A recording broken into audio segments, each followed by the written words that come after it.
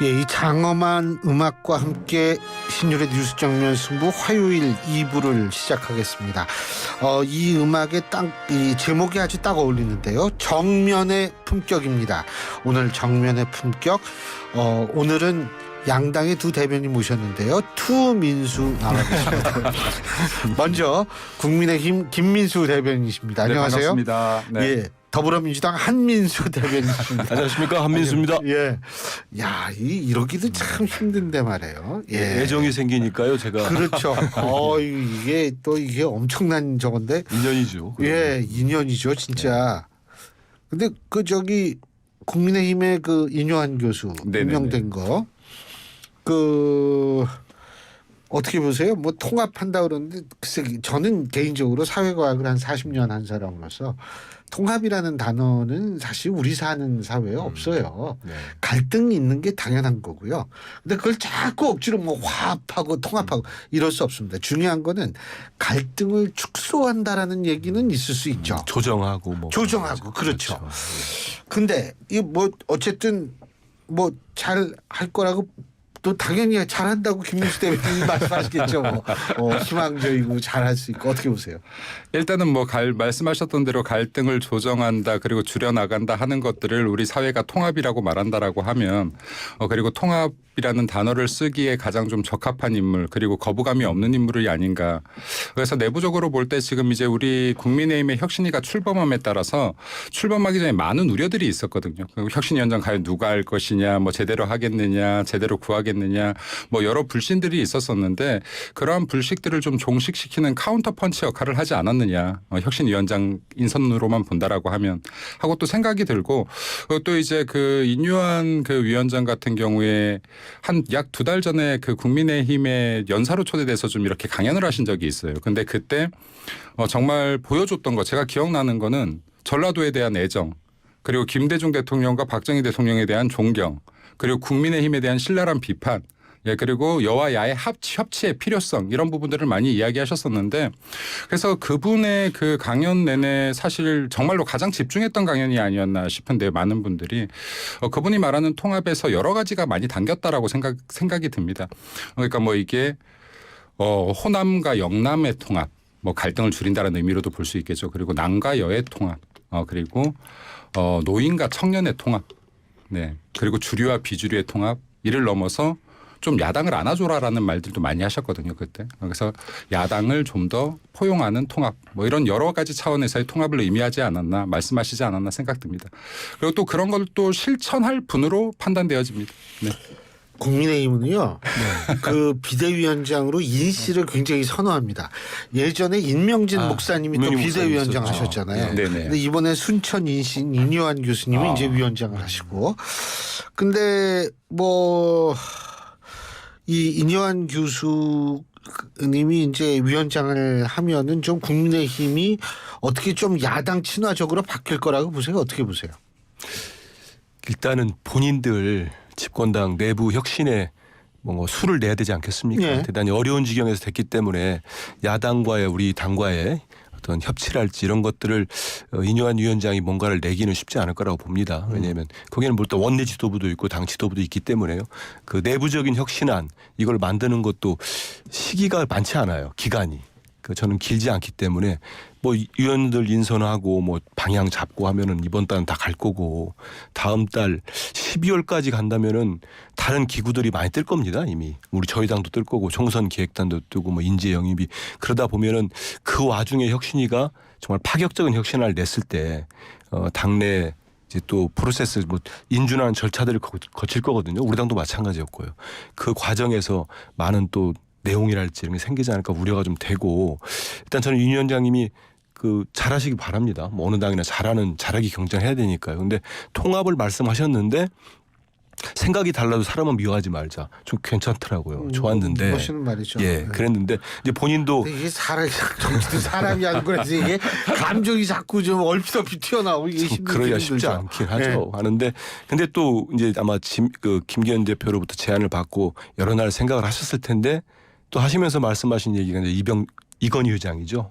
이건희 회장 말씀을 하면서 부인과 자녀 빼고 모두 바꾸자고 했는데 전 두 말은 조금 약간 상충되는 것 같다는 생각이 들었습니다. 느낌이. 통합이라면 일단은 당장 언론이 분석하기에 그러면 비윤계 뭐 이렇게 다 끌어안는 거냐 했는데 그러지 않고 다 바꾼다고 했거든요. 그런데 다 바꾼의 핵심은 조직 개편도 있고 조직 쇄신도 있지만 인적 쇄신이 빠질 수가 없을 겁니다. 그런 점에서는 아직은 인 위원장님이 일단 가장 스포트라이트를 받는 첫날 말씀을 하셨는데 지금은 상당히 머리가 아프지 않을까 이전부터 그런 생각이 듭니다. 근데 지금 말이에요. 지금 한민수 대변인님이 이 말씀하셨죠. 이거 다 바꾸고 이렇게 해가지고서 이제 뭐 인준 절차도 있고 이렇다고 그러는데 문제는 뭐 바꾸든 통합을 하든 뭐를 하든 권한이 어디까지인지를 저도 알 수가 없어요.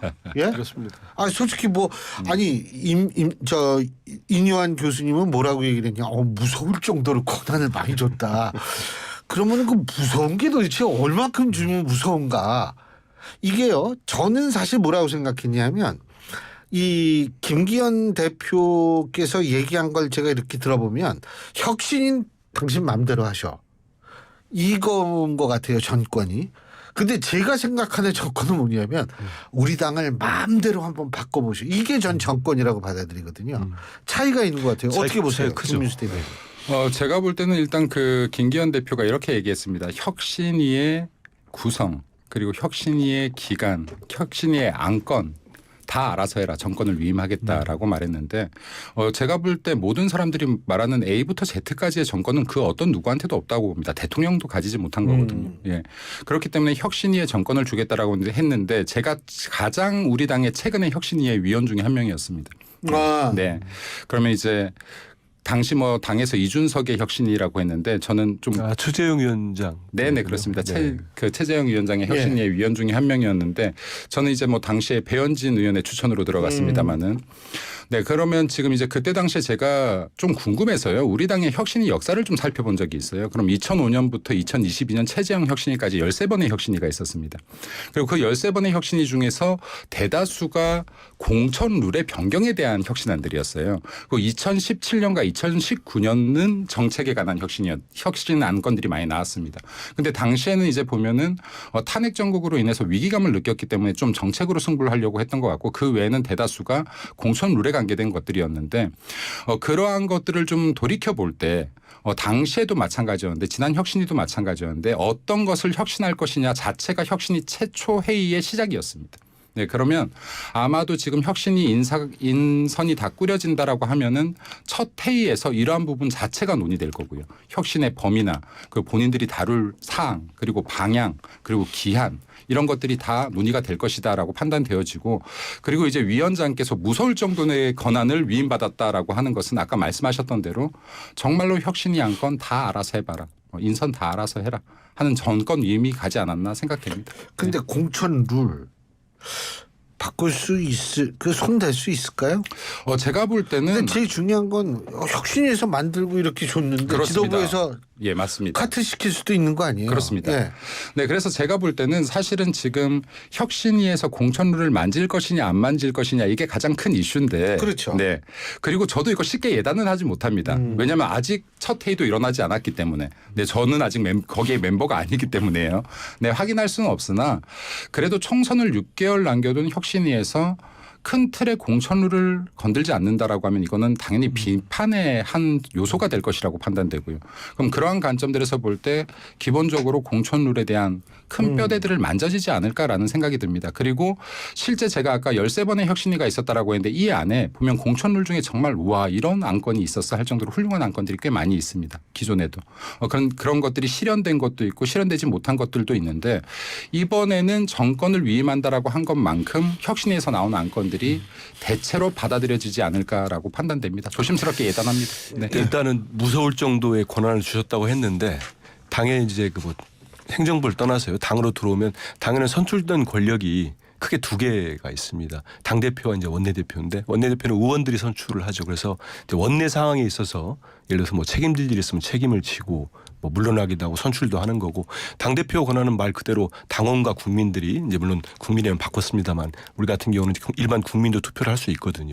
그 여론조사로. 그래서 뽑힌 선출 권력이기 때문에 그 권력을 선출된 권한을 위임하는 거죠. 혁신위원장한테.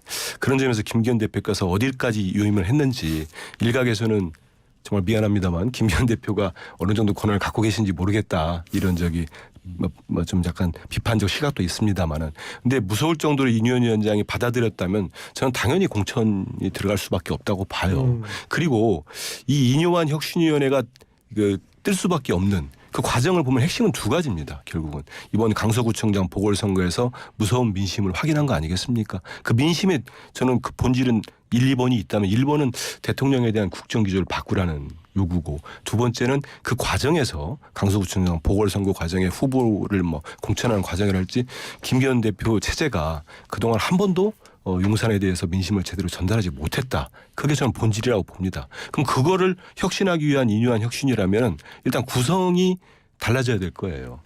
그 혁신위원들이 있고 부위원장을 세울지 어쩔지 모르겠습니다만 그 위원들에서 예를 들어서 모든 국민이 볼 때 언론이 볼 때 뭐야 이거 또 친윤들이 다 하는 거야? 그러면 쉽지 않을 겁니다. 이거를 바꿔내기 위해서는. 그럼요. 그래서 그 다음에 첫 회의 말씀하신 대로 첫 회의와 함께 이제 기자들한테 이 위원장이 실제로 이제 어떻게 하겠다는 걸 소신을 밝혀야 될 겁니다. 그런 과정들을 보면은 이뇨한 혁신위가 성공할 수 있을지 어디까지 바꿔낼 수 있을지 가늠할 수 있을 거라고 봅니다. 지금 중요한 말씀이신 것 같은데 이게 우리 일 같이 합시다. 그럼. 무슨 일이요? 그냥 일단 같이 해.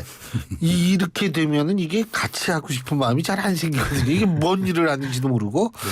그래서 권한이 참 중요한 것 같기는 한데, 근데 하태경 의원의 얘기를 좀 귀담아 들을 필요가 있을 것 같아요. 유승민계도 한 명 포함시키고 이준석계도 포함시키고 이렇게 해야지 이뇨한 위원장의 얘기했던 통합이라는 게 일단 보여주는 게 아니고 시작이 통합 이렇게 하면 통합이 되겠구나 이걸 가능할 거라고 보세요? 만약에 이뇨한 위원장에게 정권을 준 만큼 이뇨한 위원장이 그게 통합의 길이다라고 생각하면은 가능하게 될 것이라고 생각하고요. 그리고 제가 볼 때는 통합의 기준이 근데 조금 그렇게 선을 긋는 것은 좀 일종의 프레임일 수도 있다라는 생각이 듭니다. 예를 들어서 제가 지금 다른 방송들에 나가서 이런 이야기들을 많이 했는데 우리가 인선을 함에 있어서 호남과 영남이 적절히 섞였네.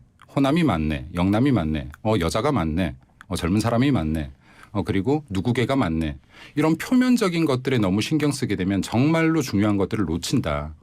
그래서 이런 것들로 저 인선의 평가를 하는 것이 아니라 한 명 한 명 구성원의 진짜 저 사람의 주특기가 뭔지 지금 저 사람의 주특기가 경제인지 어떠한 삶을 살아왔는지 역할론이 뭔지 이 혁신에서 역할이 뭔지 여기에 집중을 해야 되는데 외견에만 계속해서 외견만을 보고 겉모습만 보고 통합이 됐네 안 됐네 시작점이 좋네 안 좋네를 따지면 진짜 그 다음 진짜 혁신안을 만들 때 고비가 온다.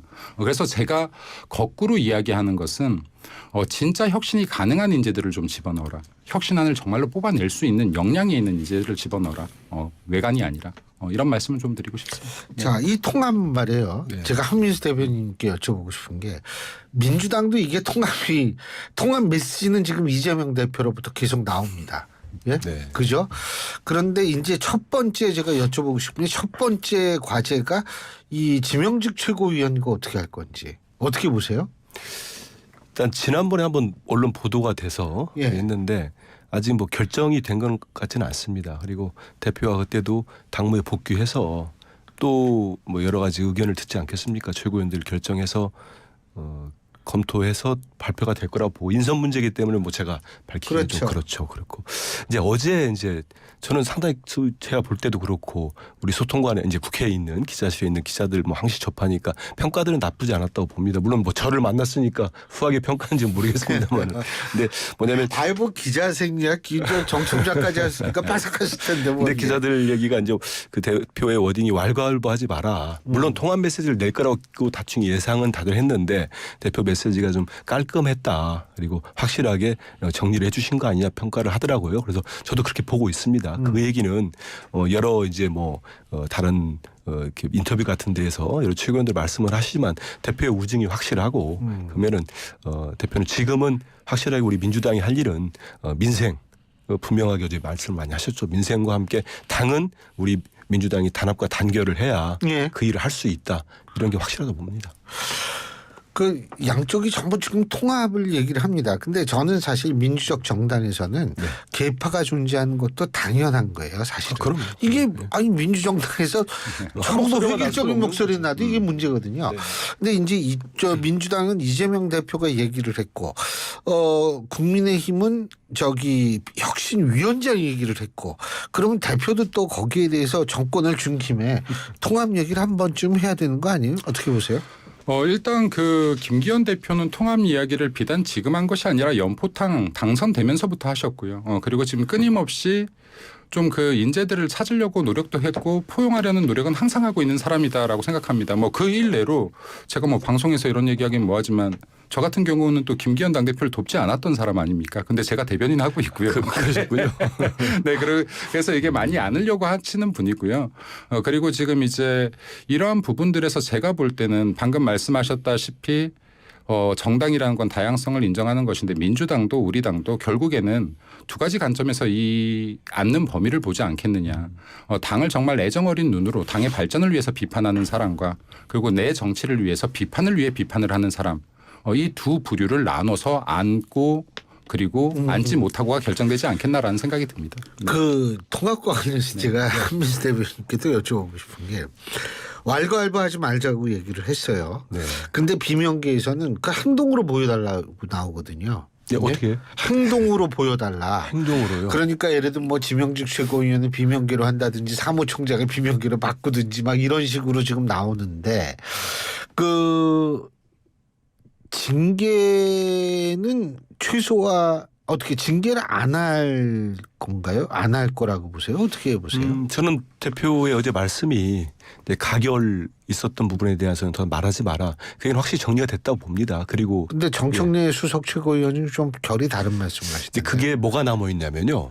이제 국민도 마찬가지일 겁니다. 뭐 절차 당에는 당원 당규가 있기 때문에 당규에 따라 가지고 이제 우리 권리 당원들 정말 중요하신 분들이죠. 매달 자기의 당비를 내면서 활동하시는 분들인데 5만 7천 명이 이제 그 해당 행위를 하신 분들이라고 해서 의원들 5분을 징계 청원을 한 게 있습니다. 거기에 대해서는 5만 명을 넘으면 지도부에서 최고위원회에서 거기에 대한 답변을 하고 보고 절차를 거치도록 돼 있습니다. 근데 현재로서는 대표는 거기에 대해서도 당의 단합과 단계를 중요하니 일단은 그 보류를 시켜놓은 상태이기 때문에 아마 정청래 최고위원 말씀하신 거는 그 부분은 남아있지 않느냐. 그거를 뭐 당대표라고 해서 이거 없애라 이렇게 할 수는 없는 거거든요. 그런 얘기를 하신 거 아닌가 싶습니다. 이재명 대표가 또 한 얘기가 내각 총사퇴. 어제 첫 번째 당무 복귀에서 첫 번째 얘기한 게 그건데. 자, 내각 총사퇴를 요구하는 이재명 대표 어떻게 보십니까? 안 좋게 봅니다.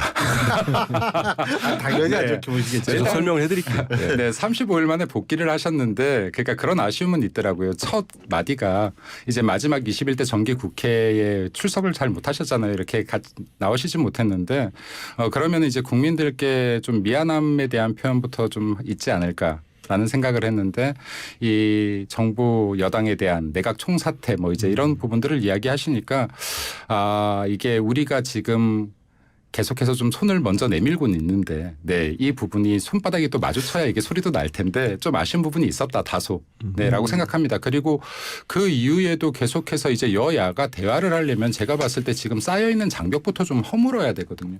그럼 이제 이게 대화의 담을 낮추기 위해서는 어찌됐든 간에 서로 민감한 부분들에 대해서 조금 이제 언어도 조심하고 해야 대화가 이제 시작이 될 텐데 갑자기 막 오늘까지 욕하다가 내일 대화합시다 할 수 없는 거 아니겠습니까? 근데 이제 첫 그 일성 자체가 내각 총사퇴는 적절치 못했다라고 생각합니다. 이 대목은 좀 말씀을 제가 드려야 될 것 같아요. 왜냐하면 이게 전형적인 저는 가해자 논리라고 좀 봅니다. 왜냐하면 그 초반에 우리 김 대변인께서 바쁘셔서 못 보신 것 같은데 초반에 대표께서 국민들께 사과 먼저 저희 여러 가지 일로 정말 죄송하게 됐다고 말씀을 드렸어요. 그리고 대부분의 상당 부분은 거의 뭐 정말 7할 8할은 현재 민생 얘기를 하시면서 어려운 경제 상황을 다 짚었고 제 기억으로는 뭐 칭찬하겠다는 얘기도 했을 거예요. 그럼요. 의료정원 확대에 대해서는 정말 마지막에 하셨죠. 네, 맞습니다. 그분도 네. 상당히 말씀 많이 들었습니다. 하셨습니다. 네. 의료정원 확대는 정말 잘하신 거라 우리가 협조하겠다. 그러니까 좀 더 구체적인 로드맵도 내고 의사 정원 확대 부분을 같이 논의하자. 야당 대표로서 대통령 칭찬 좀 몇 차례 하셨지만은 복귀하자마자 칭찬도 하시고 한 건 좋았다고 저는 봅니다. 우리 당내 얘기도 하셨고 그리고 이제 내각 사퇴하고 이제 그 국정전환 재기조는 다시 말씀하시고 난 다음에 그 이후에 바로 또 비공개 최고위를 거쳐서 우리 수석 대변인을 통해 가지고 그런 그 각오를 가지고 대통령께서 국정제도 바꿔주시고 일신해가지고 국정을 이끌어달라 이런 당부를 하셨으니까 전반적인 맥락을 보시면은 그 워딩 하나 가지고 너무 섭섭해하지 않아도 되지 않겠나 싶습니다. 자, 일부씩 드릴 텐데요. 3자 회담 민주당에서 나왔었어요. 대통령과 여야 대표. 그거 받아들일 수 있을까요? 방금도 말했는데 대화에 앞서서 좀 이런 장벽들이 허물어져야 된다. 그래서 이게 이재명 대표께서 만약에 이 진짜로 정말 여와 대화를 원하는 게 맞다면 진심이 맞다면 여당 대표를 절대 무시하는 발언을 해서 안 된다. 뭐 바지 사장이라든지 하는 이런 무시를 해서는 안 되고 그리고 대통령 역시도 이재명 대표에게 대화의 기회를 여러 차례 제시했었다. 예를 들어 작년 5월에도요. 실제 뭐 김치찌개 소주 한잔 하자라고 했는데 이게 야당에서 거절을 했었고 또 작년 10월 같은 경우에는 대통령 또 그 발언 들어갈 때 예. 네.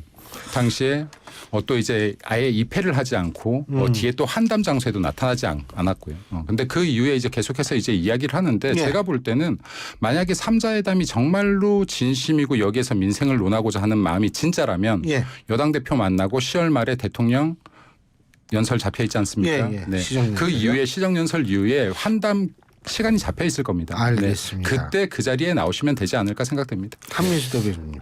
우리 헌정사에 이렇게까지 대통령 한번 만나기가 야당 대표로서 어려운 적이 있었습니까? 특히 여소야에 대해서는 만약 제가 대통령이라면 제가 먼저 손을 내밀었을 거예요. 그게 국정을 책임진 분으로서 자세라고 봅니다. 그렇게 1년 6개월 동안 야당 대표를 그렇게 폄하하고 조롱한 게 집권당과 그 대통령 용산 아니었습니까? 대통령 시려고 그 결과가 어찌됐든 이번에 선거로 민심으로 드러났다고 봅니다. 그러면 대통령께서 국민은 늘 무조건 옳다는 말씀을 하시고 반성과 민생이란 말씀을 하셨다면 좀 행동으로 좀 보여줬으면 좋겠습니다. 아니 야당 대표 만나는 게 뭐가 그렇게 어렵습니까? 그리고 여야정을 예. 같이 해야 그 결정력이 있고 구속력이 있습니다. 보여주기 식으로 여야 대표가 만나서 무슨 소용이 있겠습니까? 그러니까 알겠습니다. 대통령이 변하신 모습을 이번에 3자 회동으로 예. 보여줬으면 좋겠습니다. 예, 오늘 이 성함이 같은 두 분이 나오셔가지고 아주 그 케미가 잘 좋았던 것 같습니다. 오늘 두 분 말씀 여기까지 듣죠. 고맙습니다. 예, 감사합니다. 감사합니다. 네. 지금까지 국민의힘 김민수 대변인 그리고 더불어민주당 한민수 대변인 두 분과 함께했습니다.